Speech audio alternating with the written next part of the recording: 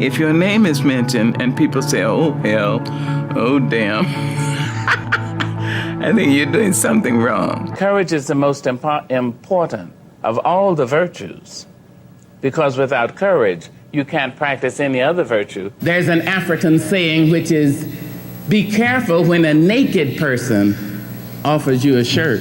I thought that I had caused the man's death because I had spoken his name. She was an American poet and civil rights activist. She's best known for her series of 7 autobiographies, which focuses on her childhood and early adult experiences. She was respected as a spokesperson for Black people and women, and her works were considered as a defense of Black culture. She's Maya Angelou, and here's my take on her top 10 rules for success. Rule number 1 was my personal favorite, and make sure to stick around all the way to the end for some special bonus clips. Also, as she's talking, if there's something she says that really resonates with you, please write it down in the comments and put quotes around it so that other people can be inspired as well. I have a painting by Phoebe of a group that she calls Sister Suki's Funeral. And all the women, there are about 9 women, and they all look like women in my grandmother's prayer meeting group. So whenever I'm obliged to do something, I take that painting and I look at that painting. There's an empty chair. And I think, now what would Grandma do? What would she say? I can almost hear her voice say, now, sister, you know what's right. Just do right. You don't really have to ask anybody. The truth is, right may not be expedient. It may not be profitable, but it will satisfy your soul. It brings you the kind of protection that bodyguards can't give you. Try to be all you can be, to be the best human being you can be. Try to be that in your church, in your temple.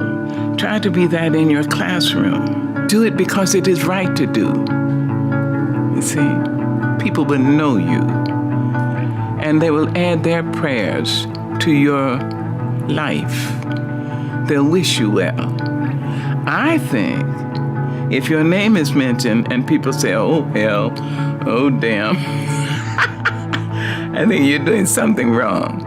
But if your name is mentioned and people say, oh, she's so sweet, he's so nice, oh, oh, God bless her. There you are. So try to live your life in a way that you will not regret years of useless virtue and inertia and timidity.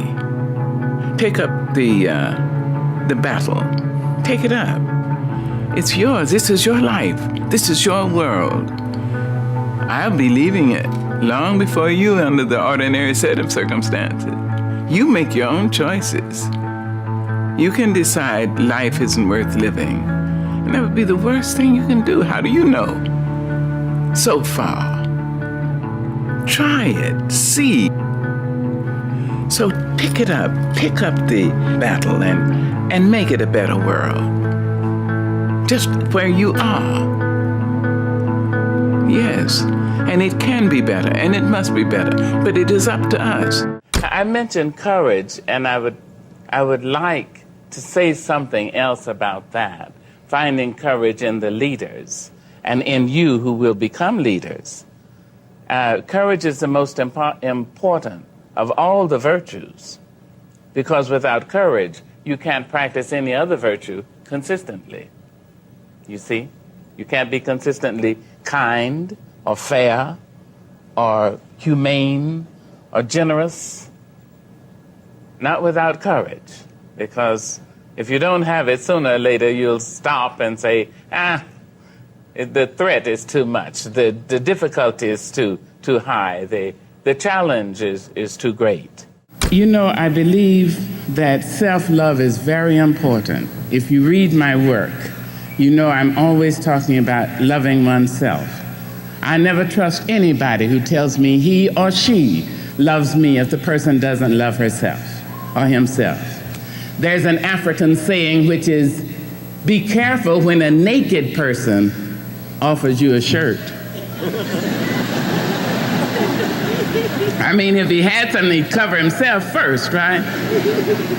So I like to look at self-love. It is very important that it comes from within, that you have a sense of yourself, so that when you walk into an office, you don't go alone.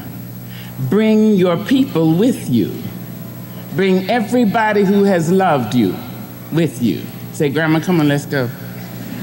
Great-grandpa, you've been dead all this time. Come on, let's go. I have to go in here and have an interview. Come on, Auntie. Come on, my friends. Come, let's go.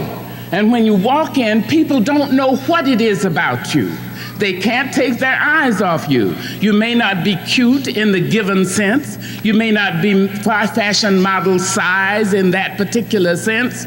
You may not be any of those things, but they can't take their eyes off you. And they say of you, in this incredible way, which I don't understand, they say, I don't know, but she has charisma. No, what you have is all those people around you. So think of that. Anytime you have anything to do, bring everybody with you that you can remember who has loved you. And then you have that sense of having been paid for. And when you walk in, people will say, now, I think you're overqualified. If you don't laugh, you will die. You know, you really must laugh.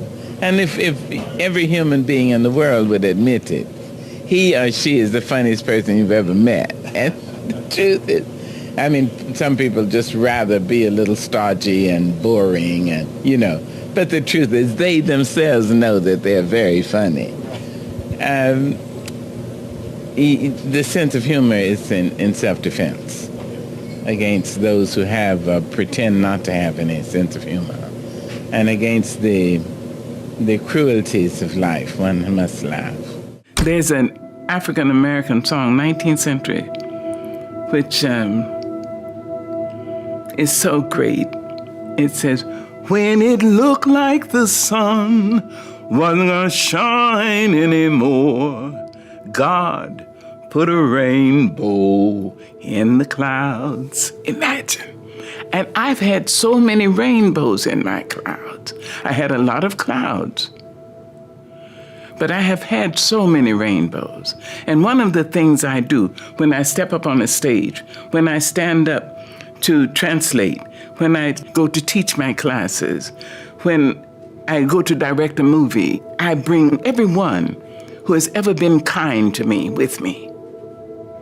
Black, white, Asian, Spanish-speaking, Native American, gay, straight, everybody. I say, come with me. I'm going on the stage. Come with me, I need you now. Long dead, you see? So I don't ever feel I have no help. I've had rainbows in my clouds. And the thing to do, it seems to me, is to prepare yourself so that you can be a rainbow in somebody else's cloud. Somebody who may not look like you, may not call God the same name you call God, if they call God at all. You see? And may not eat the same dishes prepared the way you do, may not dance your dances or speak your language, but be a blessing to somebody. When I was 7.5, I was raped.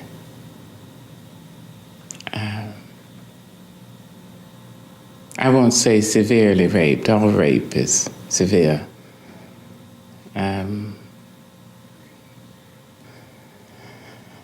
The rapist was a person very well known to my family. I was hospitalized. The rapist was let out of jail and was found dead that night, and the police suggested that the rapist had been kicked to death.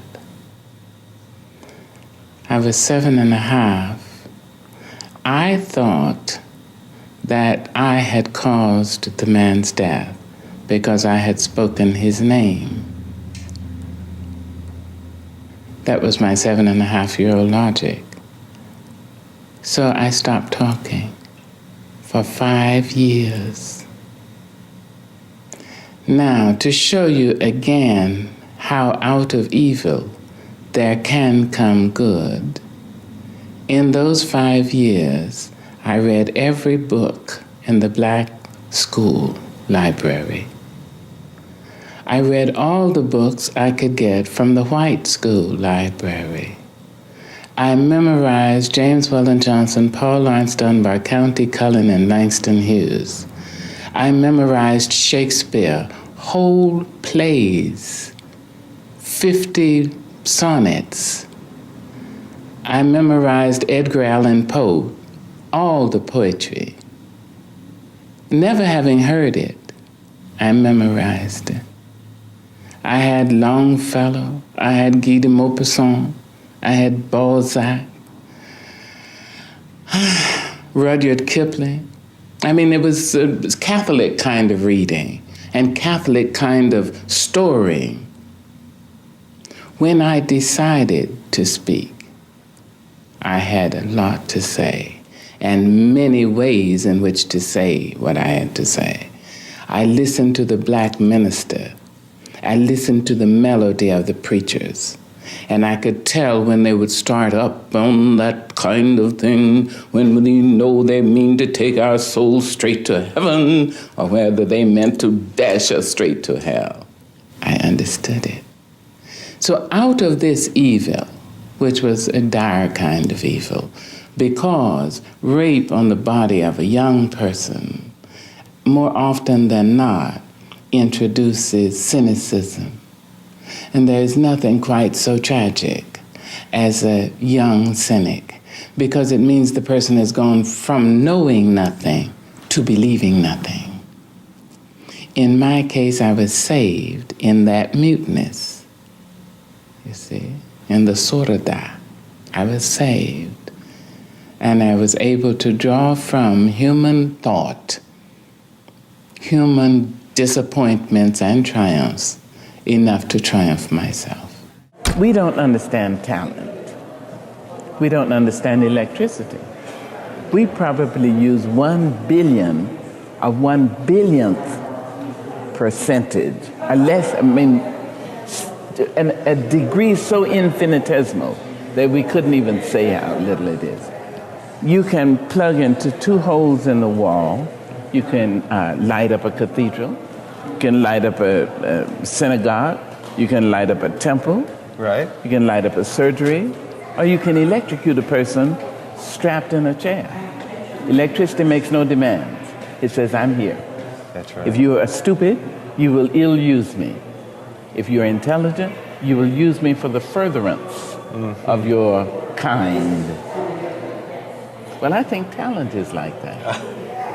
We don't know what it is. But a painter, maybe he or she is born with the eyesight to see depth, and you understand, to have... Sure. But that's physical. Maybe she is born with the throat that makes her sound like a bird, you know, a coloratura, lyric soprano, baritone. But singing has very little to do with voice. Mm-hmm. It is okay.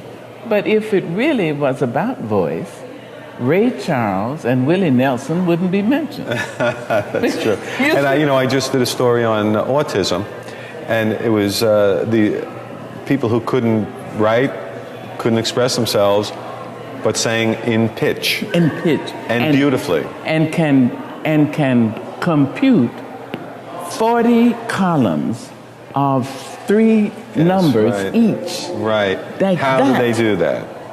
That's talent. That's talent. I don't know it. I mean, I thank God I have it. But I think every person born is born with talent. There's a place in you that you must keep inviolate. You must keep it pristine, clean, so that nobody has the right to curse you or treat you badly. Nobody, no mother, father, no wife, no husband, nobody. Because that may be the place you go to when you meet God. You have to have a place that you say, stop it, back up. Not you here. Must you want not, no. No. Absolutely. And that's one I told you 25 years ago. Yes. Say no when it's no. Yeah. Say so. Back it up. Because that place has to remain clean and clear. And that has to be a place within yourself. Yes, ma'am. Yeah. When you're writing poetry, are you writing to express your experiences, or do you write to inspire other people? No, I write to try to say what I see, what I've seen. And of course, I hope that it's inspirational. When you were writing Phenomenal Woman, did you realize how many millions of women would be inspired by that? No, I don't realize any of that. I just do the best I can. You may write me down in history with your bitter, twisted lies. You may trod me in the very dirt, but still like dust, I'll rise. Does my sassiness upset you? Why are you beset with gloom? Just because I walk as if I have oil wells pumping in my living room. Just like moons and like suns with the certainty of tides, just like hope springing high, still I rise. Did you want to see me broken, bowed head and lowered eyes, shoulders falling down like teardrops, weakened by my soulful cries? Does my sassiness upset you? Don't take it so hard just because I laugh, as if I have gold mines digging in my own backyard. You can shoot me with your words, you can cut me with your lies, you can kill me with your hatefulness, but just like life, I rise. Does my sexiness offend you? Oh. Does it come as a surprise that I dance as if I have diamonds at the meeting of my thighs? Out of the huts of history's shame I rise. Up from a past rooted in pain I rise. A black ocean leaping and wide, welling and swelling and bearing in the tide. Leaving behind nights of terror and fear, I rise. Into a daybreak miraculously clear, I rise. Bringing the gifts that my ancestors gave. I am the hope and the dream of the slave. And so, wow. There I go.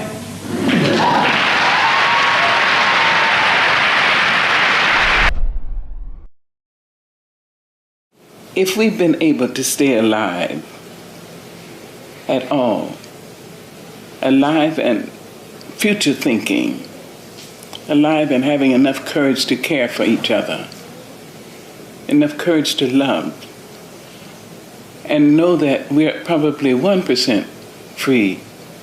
I mean, less 1% of 60 million free of complaints.